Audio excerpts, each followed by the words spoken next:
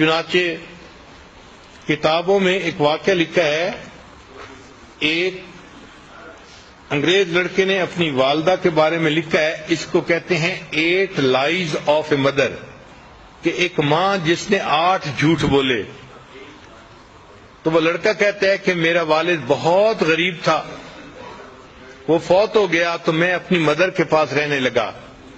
اب مدر کا کوئی ذریعہ آمدنی نہیں تھا، تو ہمارے گھر میں کھانا جو پکتا تھا وہ بھی بہت تھوڑا ہوتا تھا، اور ہمیں بھوک لگی ہوتی تھی.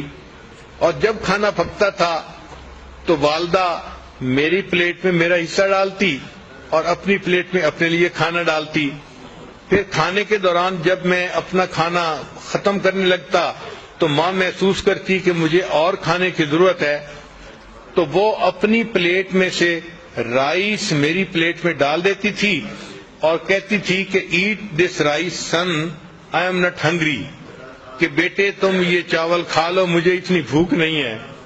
وہ بچہ کہتا ہے کہ بعد میں بڑے ہو کے مجھے پتا چلا کہ میری ماں اس وقت جھوٹ بول رہی ہوتی تھی، بھوک اس کو بھی ہوتی تھی، لیکن وہ مجھے تسلی دینے کے لیے کہتی تھی کہ بچے تم کھا لو، مجھے بھوک نہیں لگی ہوئی. یہ میری ماں کا پہلا جھوٹ تھا. وہ کہتے ہیں کہ پھر چونکہ ہمیں کھانے میں کوئی اچھی نیوٹریشن نہیں ملتی تھی، تو جب ویکینڈ آتا تھا تو میری والدہ مجھے قریب میں ایک ریور تھا وہاں لے جاتی تھی، اور وہاں پہ ہم فشنگ کرتے تھے تاکہ اگر ہمیں کوئی فش مل جائے تو ہم اس فش کو گھر میں پکائیں اور کوالٹی فوڈ مل جائے. وہ کہتے ہیں کہ ایک دن میں نے 2 فشز پکڑی، ان کو لے کے جب گھر آئے تو میری والدہ نے ان کو کوک کیا اور مجھے کھانے کے لیے دونوں دے دیں. وہ کہنے لگا کہ میں بیٹھ کے والدہ کے ساتھ فش کا کباب کھانے لگ گیا، اور چونکہ فش 2 تھیں اور زیادہ سارے کباب تھے تو میں اس طرح سے کھا رہا تھا کہ جو فش کی بون تھی ان کے ساتھ بھی کچھ میٹ لگا ہوا تھا، تو میں کھا کے رکھتا جا رہا تھا. میری والدہ آ کے میرے پاس بیٹھ گئیں اور اس نے وہ جو بونز تھی وہ اٹھا کے ان کے ساتھ جو میٹ تھا وہ کھانا شروع کر دیا. تو کہنے لگا کہ میں نے فیل کیا کہ والدہ بھی کباب کھانا چاہتی ہیں، تو میں نے کہا امی کو کہ امی آپ بھی کباب کھا لو. تو میری ماں نے کہا کہ نہیں بیٹا، fish eat this fish son because I don't like it, میں فش کھانا اتنا پسند نہیں کرتی، تم فش کا کباب کھا لو. اور یہ میری ماں کا دوسرا جھوٹ تھا، حالانکہ فش اسے پسند تھی اور وہ بچے ہوئے اس کی جو ہے نا میٹ کو بون سے کھا رہی تھی. پھر وہ کہتے ہیں کہ میں بڑا ہوا، اسکول گیا، پھر ایک دن آیا کہ میری والدہ مجھے امتحان کے لیے لے کر گئی. میں کمرے کے اندر امتحان دینے میں مصروف تھا، گرمی تھی اور میری والدہ باہر بیٹھی ہوئی تھی. باہر میری والدہ نے میرے لیے ایک کولڈ ڈرنک جو ہے نا گلاس میں ارینج کیا. چنانچہ جب چھٹی کا ٹائم ہوا میں باہر نکلا تو میری والدہ نے مجھے وہ ٹھنڈا گلاس شربت کا پیش کیا، تو میں نے اسے کہا کہ امی آپ پی لو. تو وہ مجھے کہنے لگی کہ بیٹے مجھے پیاس نہیں لگی ہوئی، تم پی لو. تو والدہ نے وہ سارا کا سارا جوس مجھے پلا دیا اور خود کچھ نہیں پیا. یہ میری والدہ کا تیسرا جھوٹ تھا. پھر کہتے ہیں کہ جب میں ذرا بڑا ہوا تو میرے اسکول کے ایکسپینسز بھی تھے، تو اب والدہ کو کوئی نہ کوئی کام کرنا تھا. تو والدہ نے کیا کیا کہ قریب میں ایک میچ فیکٹری تھی، تو وہاں سے خالی ڈبے لے کے آتی تھی اور گھر میں رات کو بیٹھ کے ان کے اندر میچز کو بھرا کرتی تھی. چنانچہ ایک رات میں نے دیکھا کہ والدہ ساری رات جو ہے وہ بیٹھ کے کام کرتی رہی کہ تاکہ اس سے کچھ پیسہ ملے اور میرا خرچہ چلے. کہتے ہیں صبح کے وقت جب میری آنکھ کھلی تو میں نے دیکھا، تو میں نے امی سے کہا کہ امی آپ سو جائیں. تو ماں نے مجھے دیکھ کے کہا کہ go to sleep my dear son, I am not tired, کہ بیٹے تم سو جاؤ، میں ابھی تھکی ہوئی نہیں ہوں. یہ میری والدہ کا 5واں جھوٹ تھا. حالانکہ وہ تھکی ہوئی تھی لیکن مجھے اس نے کہا کہ میں تھکی ہوئی نہیں ہوں، تم سو جاؤ. پھر وہ کہتا ہے کہ میں نے اسکول میں اچھی پرفارمنس دکھائی، اس کے اوپر مجھے اسکالرشپ مل گیا اور مجھے امریکہ کی ایک بہترین یونیورسٹی میں داخلہ مل گیا. تو میں اپنے گھر سے امریکہ شفٹ ہو گیا.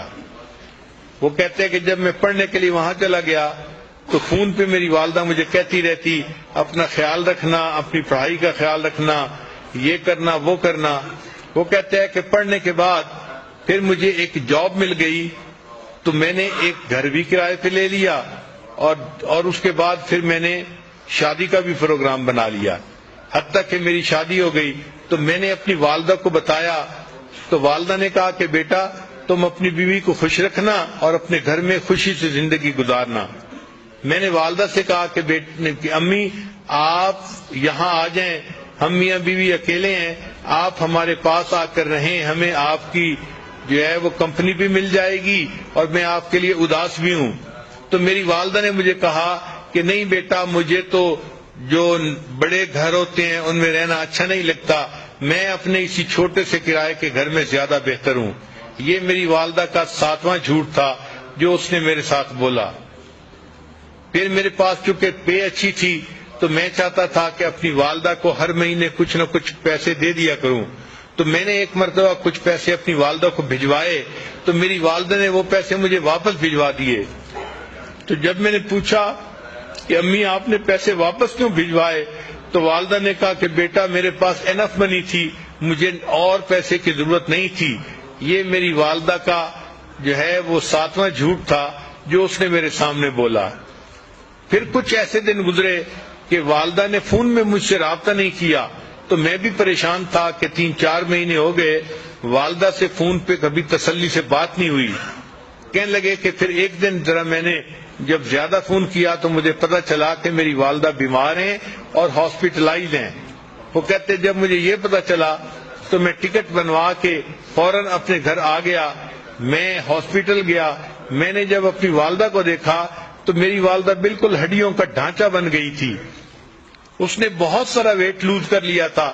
اور جب میں وہاں وارڈ کے اندر داخل ہوا تو جو نرس تھی اس نے مجھے بتایا کہ تمہاری والدہ کینسر کی مریضہ ہے، اس کو چیسٹ میں کینسر ہے اور اس کو بہت پین ہوتی ہے، تو تم اپنی والدہ کا ذرا خیال رکھنا۔ تو اس نے مجھے یہ انفارمیشن دے دی تھی۔ چنانچہ جب میں نے والدہ کو دیکھا کہ وہ اتنی کمزور ہو گئی ہیں اور اتنا ویٹ لوز کر لیا ہے تو میری آنکھوں میں سے آنسو آ گئے، میں نے رونا شروع کر دیا۔ تو والدہ نے مجھے روتے دیکھ کر کہا کہ بیٹے don't cry, I am not in pain, کہ بیٹے تم رو نہیں، مجھے کوئی درد محسوس نہیں ہو رہی۔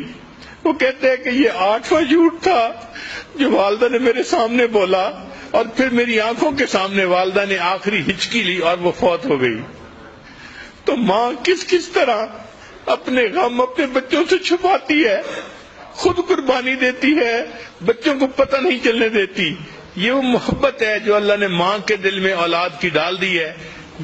یہ رحیمیت کی وہ صفت ہے کہ اصل میں تو رحمت اللہ تعالی کے پاس ہے، مگر اس نے اس کا چھوٹا سا ایک ذرہ ہر ماں کو عطا کر دیا تاکہ انسانوں کو پتہ چل جائے کہ میری رحیمیت کا کیا معیار ہوگا اور میری رحیمیت بندوں کے ساتھ کتنی ہے۔ وہ اپنی ماں سے کو دیکھ کے سمجھیں کہ اللہ اپنے بندوں سے کتنا پیار کرنے والا ہے۔